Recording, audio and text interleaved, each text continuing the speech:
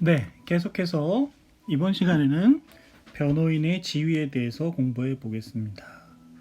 변호인은 먼저 보호자로서의 지위와 공익적 지위가 있는데 그 중에서 보호자로서의 지위에 대해서 공부해 보겠습니다. 보호자로서의 지위란 피의자와 피고인의 보호자라는 건데요. 변호인은 피의자 또는 피고인의 단순한 대리인에 그치는 것이 아니라 피의자 또는 피고인의 이익을 위하여 활동하는 피고인의 보호자입니다. 그렇죠? 그래서 명칭도 민사사건에서는 대리인이라는 표현을 쓰지만 형사사건에서는 변호인이라는 표현을 쓰고 있습니다. 즉 수사 단계부터 상诉단계에 이르기까지 피의자 또는 피고인에게 포괄적이고 충실한 법적 조언을 행하고 직접 증거를 수집하거나 그 밖의 활동을 수행함으로써 피의자 또는 피고인을 돕는 것이 변호인의 가장 중요한 임무가 되겠습니다. 이를 위해서 변호인에게는 비밀 유지 의무가 부과되어 있는데요. 변호인의 이러한 보호자 지위에서 변호인에게 의뢰인의 비밀을 유지할 의무가 인정이 됩니다. 변호사법 제26조에서는 변호사 또는 변호사이었던 자는 그 직무상 알게 된 비밀을 누설하여서는 아니 된다. 다만 법률에 특별한 규정이 있는 경우에는 그러하지 아니하다고 규정을 하고 있습니다. 비밀 유지 의무가 부과되지 않으면은 비밀이 보호되지 않으면은 의뢰인을 피의자나 피고인을 진정으로 돕기가 쉽지 않겠지요.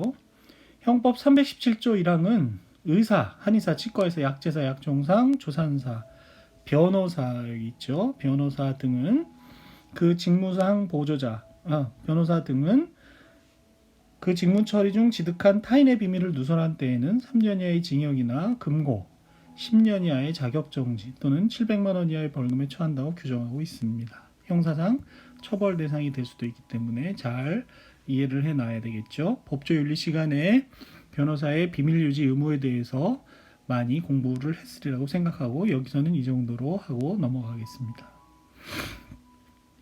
변호인에게는 보호자로서의 지위만 있는 것이 아니라 공익적 지위도 있다고 인정이 됩니다. 변호사법 제1조 1항은 변호사는 기본적 인권을 옹호하고 사회 정의를 실현함을 사명으로 한다. 계속해서 변호사는 그 사명에 따라 성실히 직무를 수행하고 사회 질서 유지와 법률 제도 개선에 노력해야 한다고 규정하고 있습니다. 그리고 24조 2항에서는 변호사는 그 직무를 수행할 때 진실을 은폐하거나 거짓 진술을 하여서는 아니 된다고 진실 의무를 규정하고 있습니다. 이와 같은 변호사법의 규정들을 근거로 변호인에게 공익적 지위도 인정된다고 하는 것이 통설의 견해이고 그렇습니다만은 현실적으로 앞서 본 보호자의 지위와 공익적 지위가 조화를 이루는 것은 그리 쉬운 일은 아닌 것 같습니다. 변호인의 진실 의무에 대해서도 논의가 되고 있는데요. 의뢰인이 진실에 반하여 사실을 부인하는 경우에 변호인이 그 진실을 밝혀도 좋은지 또는 의뢰인이 진실에 반하여 죄를 인정하는 경우에 변호인이 이를 밝혀도 좋은지 이 문제는 대신 자처 범인이라고 하는 거죠. 범인이 진범이 따로 있는데 자신이 범인인 것처럼 행동하는 경우죠. 또 진실에 반하여 무죄인 줄 알면서 의뢰인에게 자백을 권고할 수 있는지와 같은 어려운 문제들이 변호인의 진실 의무와 둘러싸고 문제가 되고 있습니다. 작년에 개봉됐던 영화 중에 정우성 씨가 주연을 한 증인이라는 영화에도 보면 변호하는 도중에 자기가 의뢰를 맡은 피고인이 진범인을 알게 된 그런 상황이 연출되는데요. 시간 있는 분들은 영화도 보면 좋겠다는 생각이 듭니다. 진실 의무와 관련해서 2006모 656 결정을 보도록 하겠습니다. 변호사인 변호인에게는 변호사법이 정하는 바에 따라서 이른바 진실 의무가 인정되는 것이지만 진실 의무를 인정하는 것이 통설 판례의 태도이죠. 변호인이 신체 구속을 당한 사람에게 법률적 조언을 하는 것은 변호인의 권리이자 의무이므로 변호인이 적극적으로 피고인 또는 피의자로 하여금 허위 진술을 하도록 하는 것이 아니라 단순히 헌법상 권리인 진술 거부권이 있음을 알려주고 그 행사를 권고하는 것을 가리켜서 변호사로서의 진실 의무에 위배되는 것이라고는 할 수 없다. 그런 것은 변호사의 권리이자 의무이지 진실 의무 위반이 아니다. 진실 의무 위반을 함부로 인정해서는 안 되겠지요. 그 밑에 나오는 2012년 8월 30일 선고, 2012도 6027 판결이 있습니다. 죄명을 보면 사기, 범인도피 교사 등 범인도피 이런 식으로 인정이 되어 있는데요. 이 판례에서는 범인도피죄와 그리고 변호인의 진실 의무가 문제가 되었습니다. 한편 범인도피의 경우에는 공동정범인지 아니면 방조범에 그치는지가 문제됐던 사안입니다. 그래서 크게 얘기해서 세 가지 정도가 논점이 문제가 되었다고 보여지는데요. 사안의 내용을 간단히 말씀을 드리면 진범이 있는 것이죠. 사기죄에 진범이 있습니다. 그런데 이 사기죄의 진범을 처벌을 안 받게 하기 위해서 다른 사람이 자기가 범인이라고 이른바 대신 자처범인, 자기가 범인임을 자처한 사람이 있었습니다.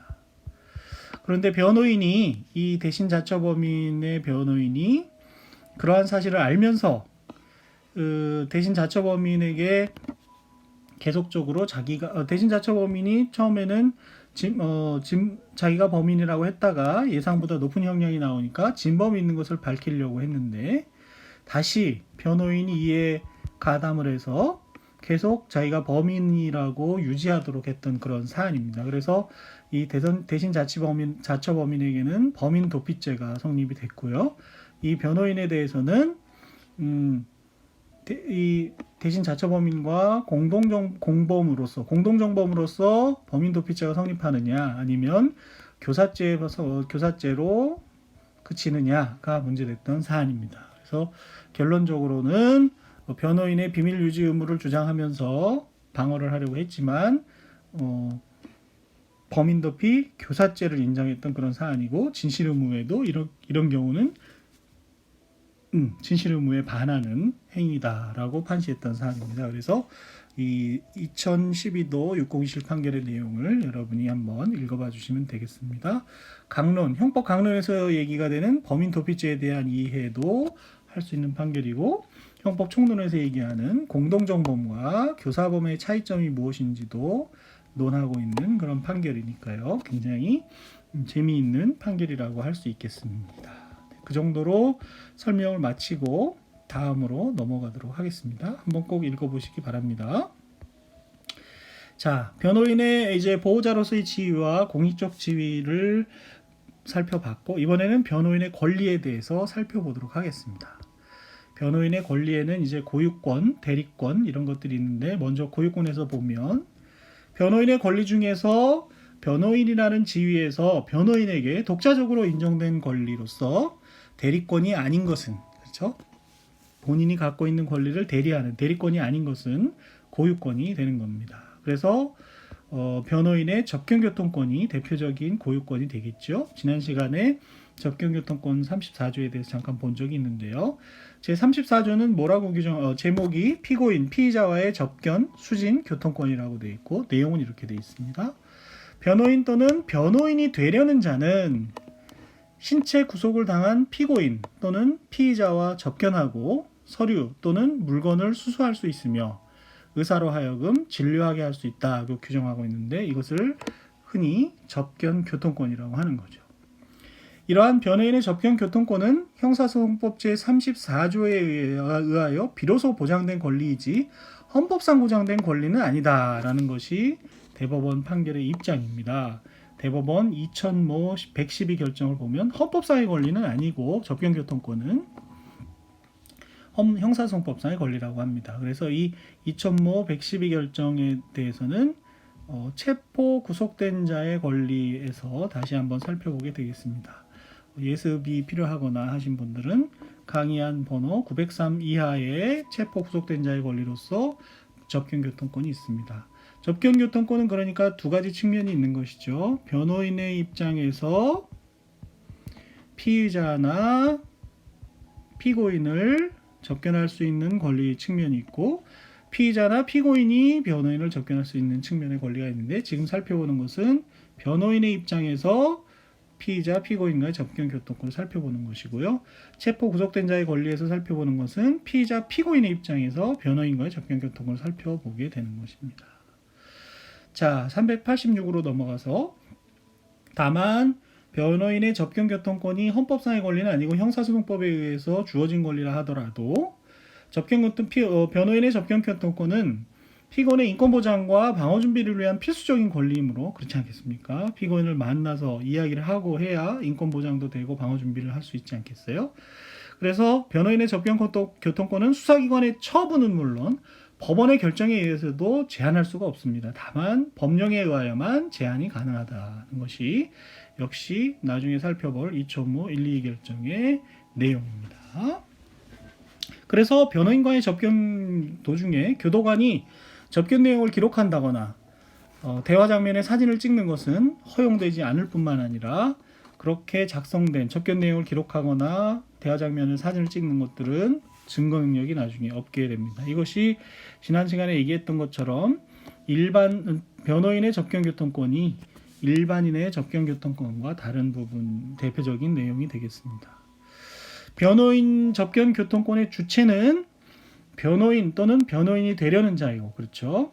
상대방에는 체포 구속된 피의자는 물론 임의 동행의 형식으로 연행된 피의자와 피내사자도 포함됩니다. 피내사가 아니라 피내사자가 되겠습니다. 피내사자도. 그래서 지난 시간에 공부했던 지난주 같은데요. 수사와 내사의 구별에 관해서 우리가 공부를 하면서 이 내사자에 대해서 공부를 했습니다. 피내사자에 대해서. 강의한 번호 146번을 보면 관련된 내용을 복습할 수 있겠습니다. 이와 같은 내용이 접견 교통권의 내용이다. 특히 변호인 접견 교통권의 주체로서 이미 선임된 변호인뿐만 아니라 변호인이 되려는 자도 포함된다는 점에 잘 유의를 해놔야 되겠습니다. 이번 강의 안에는 쉬지 못했는데 변호인이 되려는 자에게도 접견 교통권이 인정된다는 것을 다음 강의 안에는 좀 더 강조를 해볼까 그런 생각입니다. 접견 교통권에 이어서 피의자 신문 참여권도 있습니다. 변호인에게는 예를 들어 조문 243조의 1항에는 검사 또는 사법경찰관은 피의자 또는 그 변호인, 법정 대리인, 배우자, 직계친족, 형제자매의 신청에 따라 변호인을 피의자와 접견하게 하거나 정당한 사유가 없는 한 피의자에 대한 신문에 참여하게 해야 한다고 해서 정당한 사유가 없는 한 피의자에 대한 신문에 참여하게 해야 하는 피의자 신문 시 변호인 참여권이 인정이 됩니다. 다만 수사기관의 신문을 방해하거나 수사 기밀을 누설하는 등의 염려가 있다고 의심할 만한 오타가 자꾸 났네요. 의심할 만한 상당한 이유가 있는 특별한 사정이 있음이 객관적으로 명백하여 변호인의 참여를 제한해야 할 필요가 있다고 인정되는 경우에는 변호인의 참여를 제한할 수 있습니다. 이런 특별한 사정이 있어야 되는 것이죠. 그 내용을 담은 판결이 2008모 793 결정입니다. 그래서 아랫부분에서 보시면 좀 쭉 읽어보겠습니다. 형사정법 243조의 이 1항에 의하면 검사 또는 사법경찰관은 피의자 또는 변호인 등이 신청할 경우 정당한 사유가 없는 한 변호인을 피의자 신문에 참여하게 해야 한다고 규정하고 있는 바, 여기에서 정당한 사유라 함은 변호인이 피의자 신문을 방해하거나 수사기밀을 누설할 염려가 있음이 객관적으로 명백한 경우 등을 말하는 것이므로 수사기관이 피의자 신문을 하면서 위와 같은 정당한 사유가 없음에도 불구하고 변호인에 대하여 피의자로부터 떨어진 곳으로 옮겨 앉으라고 지시를 한 다음 이러한 지시에 따르지 않았음을 이유로 변호인의 피의자 신문 참여권을 제한하는 것은 허용될 수 없다는 것이죠. 그래서 기록에 의하면 인천지방검찰청 소속 사법경찰관인 제항고인은 변호인 참여 아래 피의자 신문을 하면서 피의자 옆에 나란히 앉아있는 변호인에게 피의자로부터 떨어진 곳으로 옮겨 앉을 것을 요구를 했고 비변호인이 피의자 옆에 계속 앉아있겠다면서 요구에 불응하자 변호인에게 퇴실을 명했습니다. 당시 변호인이 피의자 신문을 방해하거나 수사기밀을 누설할 염려가 있었다는 등의 특별한 사정은 발견할 수 없는 사실을 알 수 있지요. 이와 같은 법리에 비춰보면 이전 사실관계를 변호인에게 퇴실을 명한 행위는 변호인의 피의자 신문 참여권을 침해한 처분에 해당한다고 할 것이므로 이를 이유로 이 사건 준항고를 받아들여 재항고인의 위처분을 취소한 원심의 조치는 옳고 재판에 영향을 미친 명령규칙 또는 헌법법률 명령 또는 규칙 위반이 없다는 겁니다. 이 판례에서도 전형적인 그렇죠? 판례 설시 방법을 이해할 수가 있습니다. 첫 번째로 그 사건을 해결할 수 있는 법리를 적어 놓고요. 그렇죠? 391에서 두 번째 관계에서 사실관계를 정리를 합니다. 그렇죠? 사실관계를 정리하고 세 번째로 결론을 내리게 되는 이게 전형적인 법문서 작성 방식의 내용을 담고 있다고 할 수 있습니다. 이걸 법문서 작성의 형식에 따른다면 법리를 해결할 수 있는 어떤 이슈를 해결할 수 있는 룰을 적어 놓고요. 그 다음에 사실관계를 팩트를 적용을 하는 거죠. 그 법리에다 적용을 하고 결론 컨클루전에 이르게 되는 그런 내용이 되겠습니다. 그래서 이슈는 뭔가요? 이슈. 이 사건에서 변호인의 피의자 신문 참여권을 제한한 것이 정당한가? 또는 피의자 신문 참여 시 변호인의 참여권을 제한할 수 있는 사유는 무엇인가? 이런 것들이 이슈가 되겠죠. 그 이슈에 대해서 어떤 법리를 설치하고 사실관계를 적용해서 결론을 내는 그렇죠. 그래서 이 문자를 따서 IRAC라고 하는 거죠. IRAC이라고 부르는 법문서 작성의 전형적인 순서를 따르고 있다는 것을 눈치챌 수가 있습니다. 네. 필요한 경우에 법문서 작성에 대해서는 다시 한번 또 얘기할 기회가 있을 줄 알고요. 394로 넘어가서 올 1월 31일 개정된 검찰사건 사무규칙은 형사소송법에 규정된 변호인 참여권 보장 의무를 명시하고 피의자는 물론 피혐의자, 혐의를 받고 있는 피내사자, 피해자, 참고인 조사 시까지 변호인 참여권을 확대를 하는 내용을 담고 있습니다. 그렇죠? 많이 확대된 것이죠. 그리고 서면 제출로만 할 수 있었던 참여 신청 방법에 구수를 추가했고 피의자 조사 때 변호인을 뒤에 앉도록 한 행위를 앞서 본 것처럼 위원으로 결정함에 따라 피의자 옆에 앉을 수 있도록 아예 명문으로 규정을 했다는 얘기죠. 그리고 수사 지장을 초래하거나 사생활 침해 우려가 있지 않는 한 검찰 신문 과정에서 조사 대상자나 참여 변호사가 제한 없이 손으로 워드나 이런 워드를 치는 건 안 되고 손으로 내용을 기록할 수 있도록 했다. 그동안 뒤집어서 얘기하면 그동안은 기록을 못하게 했다는 얘기거든요. 너무 좀 뭐라 그럴까요? 권리보호에 미흡한 측면이 있었다고 보여지는 거죠. 종전까지는 그 기록 목적이 기억 환기용으로 제한이 됐었는데 이제는 손으로 쓰는 것이 광범위하게 허용된다고 보여집니다. 다만 아직 여전히 허용되지 않는 것은 신문 내용을 카메라로 촬영하거나 비디오로 촬영하거나 녹음하거나 그대로 베껴 적는 것은 허용되지 않는다고 이렇게 해석을 하고 있습니다. 어쨌거나 상당 부분 피의자 신문 참여권의 대상도 확대가 됐고 피해자나 참고인까지도요. 그리고 방법적인 측면에서도 수기로 기록하는 것이 광범위하게 허용되는 등 많은 발전이 올해부터 또 있을 것으로 그렇게 보여집니다. 이와 같이 변호인에게는 접견교통권과 더불어서 피의자 신문 참여권도 있지만 기록 열람 등사권도 있습니다. 기록 열람 등사권은 35조 1항의 규정이 있는데 피고인과 변호인은 소송 계속 중에 관계 서류 또는 증거물을 열람하거나 등사할 수 있다고 규정을 해서 기록 열람 등사권을 규정하고 있습니다. 근데 문제는 이 소송 계속 중이라는 표현이 계속 중에 관계 서류라는 말이 있어서 소송 계속이라는 건 공소가 제기돼서 그렇죠? 판결이 내려지거나 또는 넓게 봐서 상소 제기할 때까지 이 소송 계속이라고 볼 수 있지 않습니까? 공소 제기부터 그렇죠? 이 전 단계인 수사 단계의 서류는 이 35조 1항에 의해서 열람 등사를 청구할 수 있는 권리가 생기지 않습니다. 그래서 이 35조에 기한 기록 열람 등사건은 소송 계속 중의 관계 서류라고 돼 있다는 점을 잘 이해를 기억을 해놔야 되겠습니다. 수사 서류는 쉽게 얻어내기가 어려운 거죠. 이것과 관련해서 2003년도에 있었던 헌법재판소 2000헌마 474 결정이 있는데요. 이 사건도 앞서 판례와 같이 간단하게 사례 내용만 설명을 하고 넘어가도록 할 텐데요. 이 사건에서 변호인으로서 구속적부 심사 청구의 의뢰를 받았습니다. 구속적부 심사 청구는 이제 체포 구속 단계에서 다시 공부하겠지만 구속영장 실질심사에 의해서 구속이 되었지만 구속의 적법성이나 부당함이 있을 수 있다는 이유로 석방을 시도하는 제도 아니겠습니까? 그래서 변호를 하려고 하는데 도대체 무슨 죄에 의해서 구속이 됐는지 피해자가 낸 고소장 그리고 경찰인지 검찰인지 정하지 않습니다만 경찰서장인 걸로 봐서는 경찰 조사겠네요. 경찰에서 조사한 피의자 신문조서 같은 걸 좀 보자 열람하고 또 복사를 좀 하자 해서 등사 신청을 했는데 그걸 거절했던 사안입니다.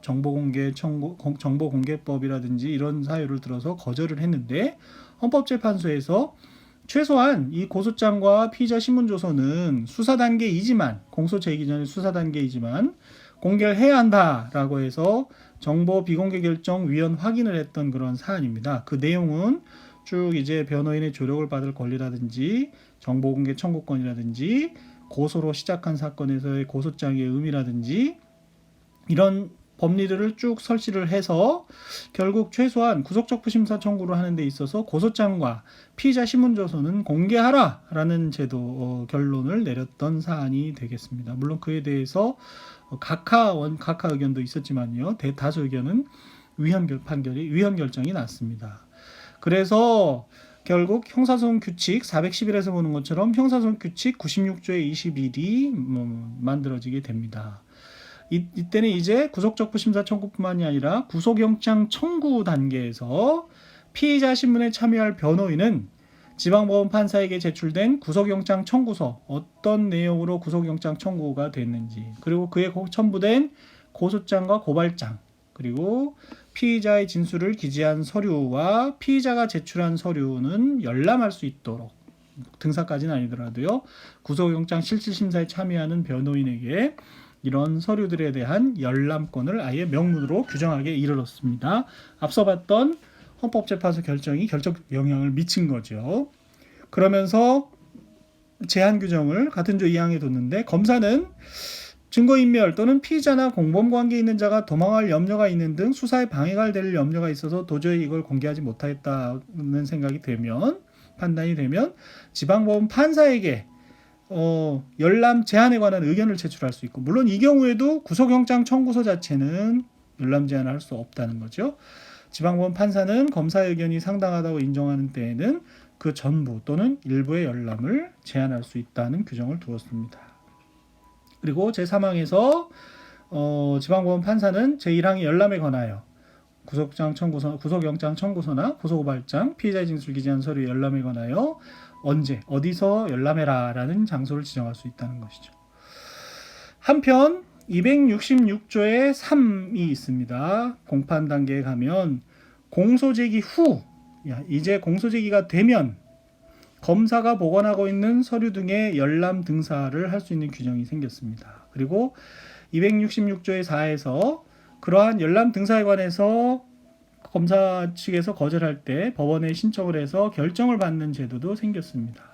그래서 이 경우는 공소제기 후에 검사가 보관하고 있는 서류 등의 증거 개시에 관한 규정이 추가된 것입니다. 앞서 35조 1항에 덧붙여서 그래서 피고인 또는 변호인이 검사에게 증거 개시를 신청하고 검사가 이를 거절하는 때에는 법원에 불복을 신청할 수 있는 제도가 생겼지요. 그래서 이를 증거 개시 제도라고 부르고 증거 개시 제도에 대해서는 이 사건 이 강의안 2147 이하에 기재가 되어 있습니다. 예습이 필요하신 분 또는 관련 심화 학습이 필요하신 분들은 지금 공부해도 좋겠습니다. 증거 개시 제도는 민사소송법에도 있죠. 그래서 민사소송법에서 보통 디스커버리라고 하는 제도입니다. 그 제도가 형사소송법에도 도입이 됐다. 이렇게 이해하시면 되겠습니다. 다음에 네, 25분 정도가 지났지만 대리권까지 역시 공부하고 마치도록 하겠습니다. 변호인의 대리권이 있는데요. 변호인은 피고인 또는 피의자가 할 수 있는 소송행위로서 성질상 대리가 허용되는 것에 관하여는 포괄적 대리권이 있습니다. 대리권은 다시 종속 대리권과 독립 대리권으로 나눠지고요. 독립 대리권은 다시 본인의 명시한 의사에 반하여도 행사할 수 있는 것과 본인의 명시한 의사에 반하여는 행사할 수 없으나 묵시 의사에 반하여는 행사할 수 있는 것으로 이렇게 나뉜다고 합니다. 그래서 그것을 표로 나타내 보면 변호인의 대리권은 종속 대리권과 독립 대리권으로 나눠지고 독립 대리권은 역시 PDF 변환하는 과정에서 오타가 생겼습니다. 빠져버렸는데 명시한이라는 말이 빠졌습니다. 명시한 의사에 반하여 행사할 수 있는 대리권과 명시한 의사에 반하여 행사할 수는 있지만 묵시의적인 의사에 반하여 죄송합니다. 말이 조금 꼬였는데 앞에 걸 다시 보면서 명시한 의사에 반하여는 행사할 수 없지만 묵시의 의사에 반하여는 행사할 수 있는 정도가 조금 달라지는 그런 것도 있습니다. 그래서 예를 들어서 418번을 보시면 다음에 또 돌아오는 시간에 기피에 대해서 제적 기피 회피에 대해서 배울 텐데 18조 2항의 기피 신청권은 피고인의 명시한 의사에 반하지 아니한 때에 할 수 있다 이렇게 규정이 되어 있습니다. 그래서 아예 이 부분에 해당이 되겠죠. 18조 2항의 독립대리권은 이 윗부분에 해당이 될 것이고 반면 341조 2항의 상소 제기권 1심이나 2심 판결을 바꿔서 상소를 제기할지 말지는 피고인의 명시한 의사에 반하여 하지 못한다라고 규정을 해서 이 아랫부분의 대리권에 해당하는 것으로 보여집니다. 그리고 351조의 상소 취하권, 상소를 했다 그걸 취하한다든지 458조의 정식재판 청구권 또는 취하권은 피고인의 동의를 얻어야 되는 것으로 그렇게 해석이 되고 있습니다. 변호인의 독립소송행위권은 36조는 이렇게 규정하고 있는데요. 변호인은 독립하여 소송행위를 할 수 있다. 단 법률에 다른 규정이 있는 때에는 예외로 한다. 이렇게 규정을 하고 있어서 이 독립하여 소송행위를 할 수 있다는 게 무슨 뜻이냐에 대해서 독립대리권을 규정한 조문이다. 위에서 보는 독립대리권을 규정한 조문이다 라고 보는 견해와 독립대리권뿐만 아니라 고유권까지 함께 규정하고 있는 조문이다 이렇게 보는 견해가 있다는 정도만 소개하고요. 자세한 내용은 생략을 하도록 하겠습니다. 그런 견해 대립이 있다는 정도로 이해를 하고 당장 실무에서 그렇게 크게 문제가 되는 것 같지는 않아서 그대로 넘어가겠습니다. 끝으로 보조인에 대해서 살펴보면 이번 시간에 보조인까지 살펴보겠습니다. 보조인은 변호인과 달리 선임이라는 그런 과정을 거치는 것이 아니라 신고만 하면 되는데 어떤 사람이 보조인이 될 수 있느냐? 29조 1항의 규정이 있습니다. 피고인 또는 피의자의 법정 대리인, 배우자, 직계 친족과 형제자매는 보조인이 될 수 있습니다. 변호인의 자격이 없더라도요. 변호인이 되는 게 아니라 보조인이 되는 것이죠. 그리고 2항에서는 이런 조문이 2015년에 추가가 됐죠. 보조인이 될 수 있는 자가 없거나 장애 등의 사유로 보조인으로서의 역할을 할 수 없는 경우에는 피고인 또는 피의자와 신뢰관계에 있는 자도 보조인이 될 수 있다는 규정이 생겼습니다. 그러면서 종래 3항이 4항으로 바뀌면서 보조인은 그럼 어떤 일을 할 수 있느냐? 독립하여 피고인 또는 피의자의 명시한 의사에 반하지 아니하는 소송행위를 할 수 있다. 그래서 마치 명시한 의사에 반하지 아니한 변호인의 독립대리권 중에서 명시한 의사에 반하지 않는 경우 할 수 있는 소송행위 같은 거를 할 수 있다고 규정을 하고 있습니다. 근데 보조인에 대한 설명을 근데 자세하지 않고 이렇게 간단하게 하는 이유는 현실적으로 보조인이 활동하는 경우는 별로 보기가 어렵습니다. 변호인 제도가 점점 확충이 되어 가면서 보조인이 활동하는 경우는 거의 현실적으로 보기 힘들어서 그런 조문이 있다는 정도를 소개하는 차원에서 끝내겠습니다. 이렇게 오늘은 변호인의 지위와 권리 그리고 변호인과는 조금 성격을